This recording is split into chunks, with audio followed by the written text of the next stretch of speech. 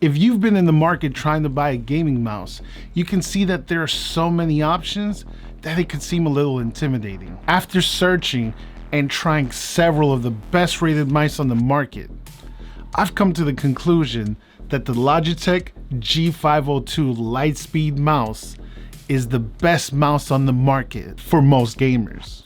And in this video, I'll tell you exactly what it was that made me come to that conclusion. Let's go.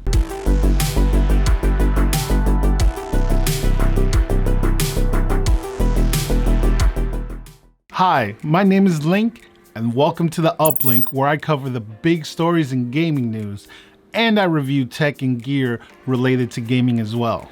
If you find this video was worth your time, please remember to like and subscribe so that way you can stay up to date on the next topic I cover. I've been using this Logitech G Pro for a bit of time now, after seeing it was the mouse most pros were using. I started my streaming career playing Apex Legends, so I wanted to get on par with the competition. After using it for a little over a year now, I've come to realize that this isn't the best mouse for me because I don't only play first-person shooters. That led me to take a trip to Best Buy, and I quickly realized that there are so many options out there. There's super lightweight mouse like the Logitech G Pro, mice that are ergonomically shaped, inexpensive mice, mice tailored for MMOs with massive amount of buttons on the side, and even mice that offer that ambidextrous usage, so that way left-handers can play as well. You see, when it comes to choosing a mouse, it ultimately comes down to usage. If you are looking to go pro and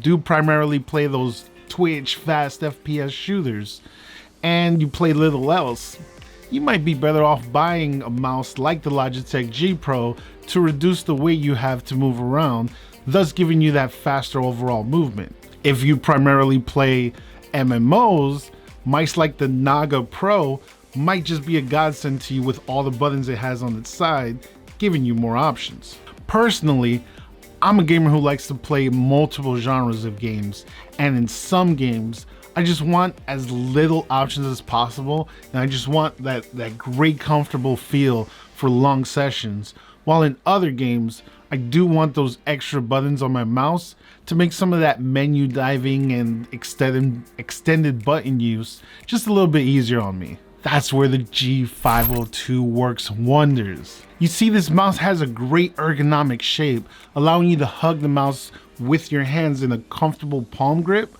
while also giving you great shape to use it in claw as well. You'll notice it has like these textured layers right where your grip fingers go, so it won't get away from you while playing. You can easily adjust the mouse's weight, going from 114 grams all the way to 130 grams by adding these included weights to the bottom of the mouse, so that way you can find that sweet spot where you find it the most comfortable. Its multitude of buttons gives you so many options at your fingertips.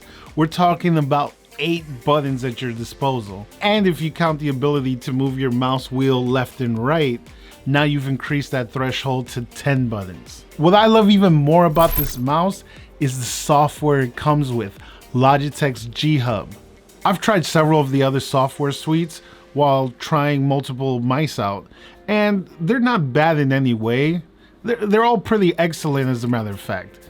I think what takes the Logitech software to the next level for me is the simplicity in its design. Once you select the mouse from the menu, you have these 3 tabs on the left, one controlling the lights on the mouse, another allowing you to set up the assignments of the mouse's buttons, and the last tab controlling the mouse's sensitivity. In the G Hub software, you have this great option of setting any button you want to be a modifier when you hold it down. Just think of it as a button that acts like the control button for your keyboard, right? So when you hold that button down, you get a whole other set of keyboard shortcuts. I love to use this in particular for games that have extra inventory menus, such as Destiny 2. I can easily move through my menu, enter orbit, move right into my quest tabs. I find the button set at the tip of my thumb to be the best for it. You can keep it to its default of just changing your mouse's sensitivity on the fly, which is made great for removing some of that jankiness while sniping your opponent, but I find the button much more useful as a modifier instead. Using the G-Hub software also lets me tweak my gaming experience to a more comfortable, customizable level. You see, when I'm playing first-person shooters like Doom, where there might be some buttons where I have to constantly tap on the left button to shoot my guns, there's times I wish I could just hold it down and have it auto fire instead. With the placement of these buttons and using macros adjustable through the G-Hub software, I can do precisely that with no effort. I'm telling you, this mouse is a godsend. Also, having this mouse frees you from that pull of the cord, which can give you that inconsistent motion depending if you get tied up on something, which granted, having a mouse bungee does help with that. And having it wireless, you don't have to have that awkward fling motion to get the mouse wire out of the way while you're moving around. There's still many gamers that don't trust wireless anything. They think that it will lose connectivity while they're gaming, possibly causing them to miss that vital shot that was the difference between life or death. This mouse uses Logitech's Lightspeed technology, and the way they describe it, Lightspeed is designed to give you this wired-like performance with the freedom of wireless. It uses a dongle to give it a direct connection to your computer that lets it achieve a 1 millisecond report rate while also giving it low latency as well. The way I look at it is if Shroud, the human aimbot, uses the tech in this mouse, then it's good enough for most gamers who are playing PC games. On the topic of performance, I'd be remiss not to mention that this mouse also has a sensor, which Logitech calls the Hero sensor, that can reach a maximum DPI of 25,600. I would never dream of going that high in my usage, but if you're one of those users that actually would use it at the 25,600 DPI threshold, let me know in the comments below, and which games are you even playing?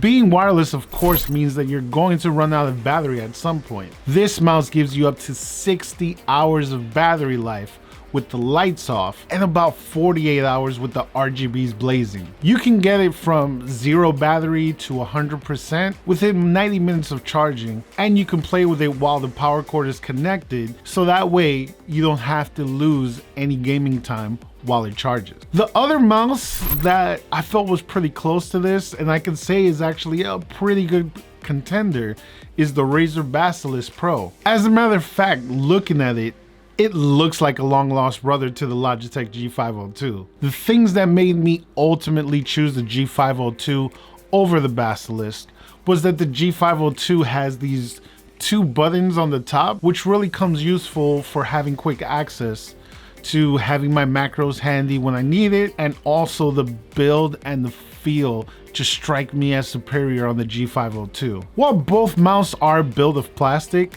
I feel the Razer Basilisk felt like they just took a bunch of unsold mice, they recycled them, and they made it. And yes, recycling is good. I just don't want it to feel like such, and the G502 makes me feel like it's just a premium device. Logitech just kills it when it comes to that. Now, credit where credit is due, Razer did take things to the next level by making their mouse 1 and mouse 2 buttons optical switches. Razer promises faster clicks with it because it's actuated by light versus any mechanical switches in most mice. But trying them both side by side with each other, I just couldn't ignore that the click of the mouse was just unsatisfying. Look, I know that sounds strange, but the best way I could describe it was the Basilisk had kind of like an artificial click, which makes sense because they did remove the mechanical parts present in typical mice, which the G502 has this just satisfying click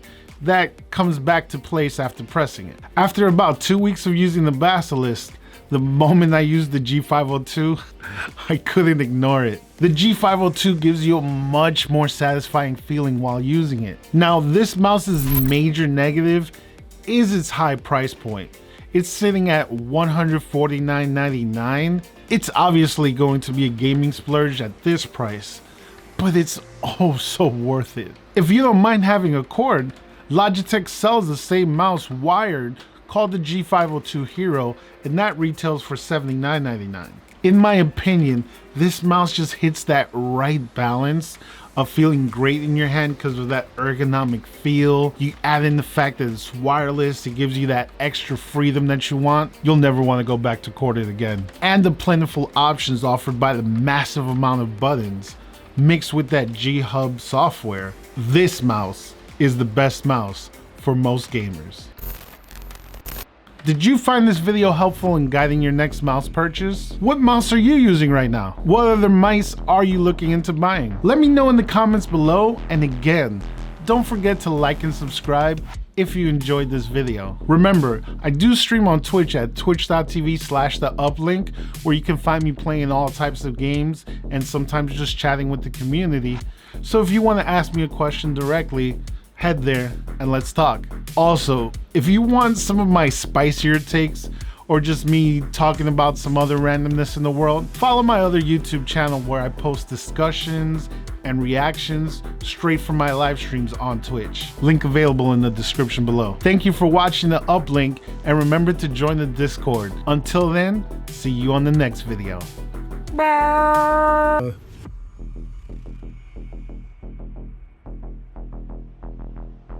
Right? Does that work? Hold on, let me. Wait, I gotta put it like it has to be in the face, like up front. Like this?